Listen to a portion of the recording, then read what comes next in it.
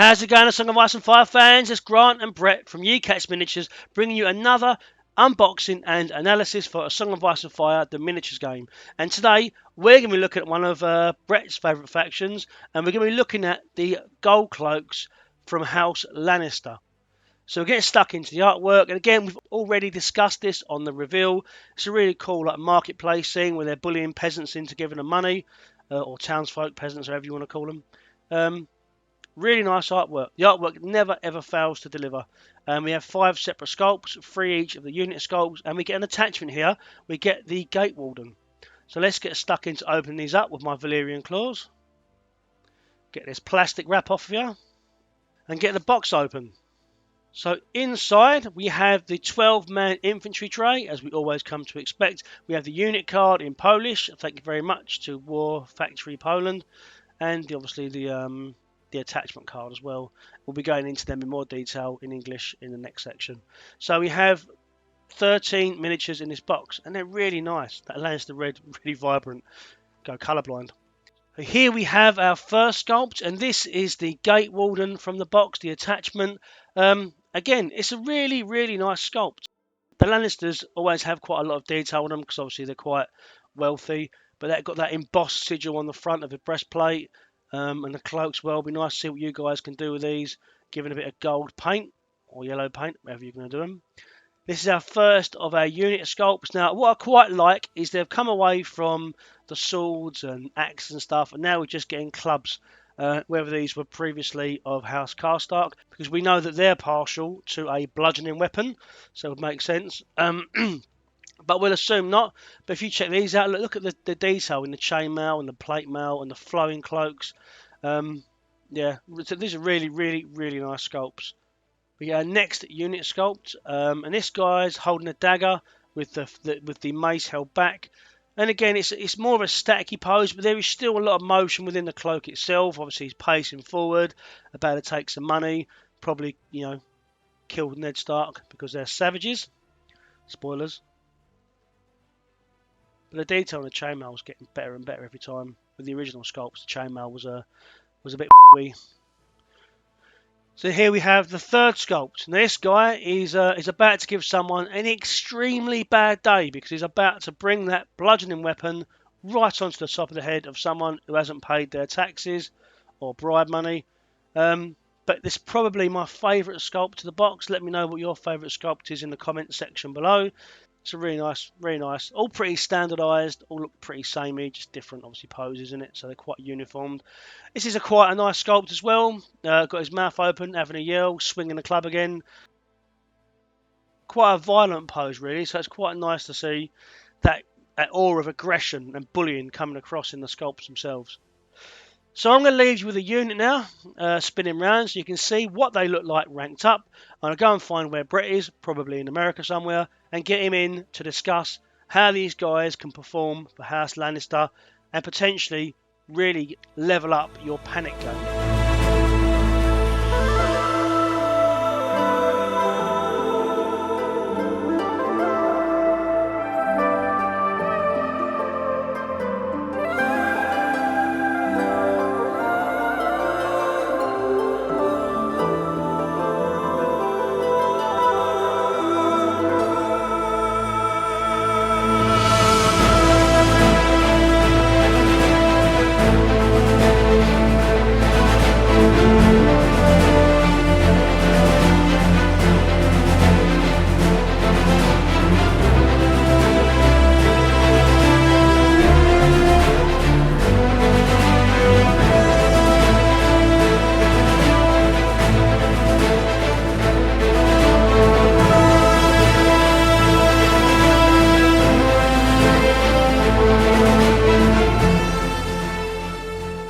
And we're back again, and this time we're going to take a nice dive into the militia of King's Landing, I guess, the Gold Cloaks. Now, Brett, how you doing? I'm doing really well, man. How about you? Yeah, not too bad, mate. Not too bad. Also really nice because we're talking about House Lannister, one of your favourites, and their colours are red and gold, so it feels all Christmassy. I might even display some nice little Christmassy track in the background whilst we're talking. Probably won't because it'll annoy the shit out of me in a couple of weeks, but theoretically I could, and that would be fair. So, gold cloak sculpts, man, they're really cool. Just going around the King's Landing, clubbing the out of people. Good day's work. Yeah, it's good stuff. Right, so let's go over the unit, man. So it's a 5-point unit. It's another 5-point unit for Lannister. So obviously competing with Lannister Guard and Halberdiers. Well, I don't know if they're competing with Halberdiers, but Halberdiers being so good. There are a movement 5. They've got an attack profile of 7-5-4, hitting on a 4+, a 4+ armor save, and a 7+ morale. And they've got the order Laws of the Realm. When an enemy in short range attacks before rolling attack dice, that enemy is treated as having -1 rank for attack dice. If it has only 1 remaining rank, it also becomes vulnerable. They've also come with oppressive peacekeeping. While you control crowns, enemies in short range of this unit suffer -1 to morale tests. Or morale test roll, sorry. Yeah, I mean, they've got quite an obvious place in a panic heavy list. Now, I don't play Lannisters whatsoever. So I'm going to let you take the lead on this one, Brett, and show us how to use gold cloaks. Ready? Go. Well, obviously it's a panic focus, but you can also play some level of defense. It's kind of reminds me of there was a fairly popular build that was like 3 Warrior Sons with Champion of the Faith, and then you ran the Sparrow NCU, and you had this kind of tanky list. But that was enabled even further when Tommen initially came out. I know Bloodraven Camille from Poland was running Tommen with those Warrior Sons because he was cycling bribery to keep you at your lowest attack dice. So hypothetically, with these guys in the list now, granted this depends on being able to keep them alive, but you've got the potential to run Tommen. I think Tommen is still pretty off to fealty to the crown. Bribery now having the perma -1 morale until they pass a morale, but you can kind of stack some debuffs on a unit using Tommen, using Pycelle for the weaken tokens. You've got bribery that can take 1 unit to its lowest attack dice, and then you've got the gold cloaks that can drop a unit a rank 4 attack dice. It's pretty decent. That said, some things just don't care as much. So Tully Cav, Knights of Castle Rock, they've become even more popular than they were before. Bribery is not great on them because it's only going to drop them to 8 attack dice when they're charging if they're still at full ranks, because they'll still get the +2. But Flayedmen aren't uber popular anymore. Champions of the Stag are still somewhat prominent, but they're not really being used for their offensive potential. So the -1 rank hurts a little bit, but yeah. And then if you're looking at gold cloaks, dropping them to their lowest dice, they still roll 7 if they choose the offensive ability. So it's not the same landscape as it was before, because you're not oppressing them as badly as you were previously. But I mean, it's still decent if you're going for a game of attrition, being able to drop them, because most things are 7-5-4. So the gold cloaks are dropping 2 dice off of them. That's pretty substantial. Mixed with bribery, mixed with a little bit of healing, but you could also just go for that morale bubble. I think the High Sparrow could see play again. You're not seeing as many of the uber elite morale lists.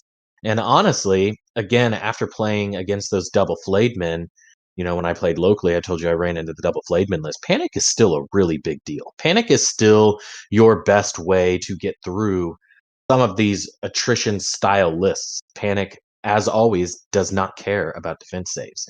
Panic can push you through some of that healing that they want to do. And I was running double fueled by slaughter, but the flayed men were doing 3-4 wounds a panic test, and they were getting those panic wounds through.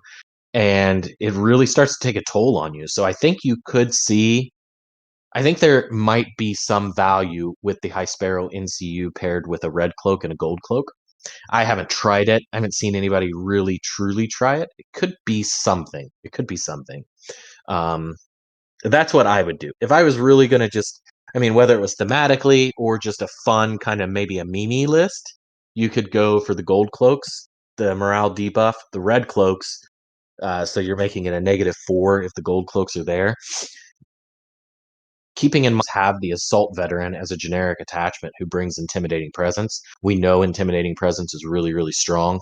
I know we kind of were down on Roose in the last podcast talking about the pit fighters, but you could make a pretty interesting, again, it might be memey, it might be borderline memey, but you could definitely do something gold cloaks, red cloaks in a Roose list and just make it rain panic, baby. And it could be a thing. I don't know. I haven't. It could be something. Could be something. Yeah, definitely, mate. Definitely. I mean, like, because you also got, the fact that Lannister's got subjugation in their deck as well. So you got the ability to push out panic without even dealing the wounds to the enemy. So there's lots of ways you can get mileage out of that. Yeah. How do you think they sort of compare with the guard and the halberds? Because obviously we've had conversations prior to this podcast where you quite rightly say that the guard are anti-range and the halberdiers are anti-melee. What do you think of these guys? Do they have a place alongside those two? I think they do. It's just a different thing. I would honestly, if I was gonna kind of take a crack at a list, I would do a gold cloak and a red cloak, Roose in one, Ramsay in the other, and that's kind of the bones where you can build an army around that. That's 13 points either way. Whether you put Roose in the gold cloaks or Roose in the red cloaks, either way you slice it, you're going to get 13 points there. That frees you up to do however you want to make your list after that. You've got a little bit of flexibility to do some things with it. I think that would be a good base for a list. You've actually got the points to do Flademen there. Are you in that list? You'd have 3 instances of intimidating presence. So if you did the Flademen, that covers some of your mobility. Oh, I mean, you could even do the Mountain that Rides. So that would be 21. That'd be 25 points. Mountain that Rides is kind of fragile, but that gives you a nasty NCU suite. You could do Joffrey, Tywin, Pycelle. You could do Joffrey, Sparrow, something like that. However you want to play it out. It could be interesting, and every unit in that list would have intimidating presence. Is it going to go out and win a tournament? Probably not, but it might be fun to play. I think they're just filling a different role. I'd have to play it out and see if the -1 rank for attack dice ends up making them comparable to Lannister Guard in terms of survivability. But I think they're a pretty solid centerpiece with that morale, working with this new reworked Lannister deck that can kind of go off with some panic tests. So could be interesting to try. We've got one attachment in this box. We've got the Gate Warden at 1 point. He comes with superior numbers. This unit's melee attacks may re-roll any attack dice when attacking enemies with fewer remaining ranks, and reinforcements. Each time this unit activates, it restores 1 wound. If you control the crowns, restore +1 wound. What's your initial impressions on the Gate Warden? Actually, it's not terrible if you go the route of the red cloaks, because the red cloaks are basically functioning as a long range attack. So if you can get the red cloaks to take a rank off, then you're giving that unit the rerolls, and that's not bad. That's not bad. I see where they're going with it. Reinforcements to keep their ranks high, and then getting the rerolls to kind of slowly grind stuff down with the kind of halfway version of silenced infamy, silenced men's infamy, whatever it is. It's interesting. See, now you've done it, because now I kind of want to try something with the cloaks, just the cloaks. I kind of want to try something with Roose. Next local day, we've been playing a lot here in India again, at least 1 day a week. I think I'm gonna have to take Lannisters to the next game day and see what I can do with the cloaks against some of these nasty heavy cav lists. See how I do. Probably just get ground into pudding. Not great. Yeah. Yeah. Yeah. What about how do you feel about running the Gate Warden in the Mountains Men to keep their ranks higher so they're re-rolling? It's not bad. It's also not bad. I mean, if they stay at full ranks, they're going to be hitting on 3+ with crit blow and vicious with rerolls. Pretty nice. Pretty decent little grinding unit. Okay, man, cool. Well, so that's the Gold Cloaks, man. They obviously give us something new for Lannisters, which is always nice. It's always nice when the older factions get a newer box. Yeah, it's cool, man. Be nice to see how people paint them, how people are using them. Make sure you do leave a comment in the section below if you've got any different combos that perhaps me and Brett have missed, because we're not perfect. We do miss stuff. Especially me on this one, because I know absolutely all about Lannister, so I've missed everything. Yeah. Cheers for your time. Thanks for checking the video out. Make sure you do like it, subscribe to the channel, share it with your friends. Brett, have you got anything more you'd like to add? No, it's good to get back into the chair here and make some content, talk to you guys.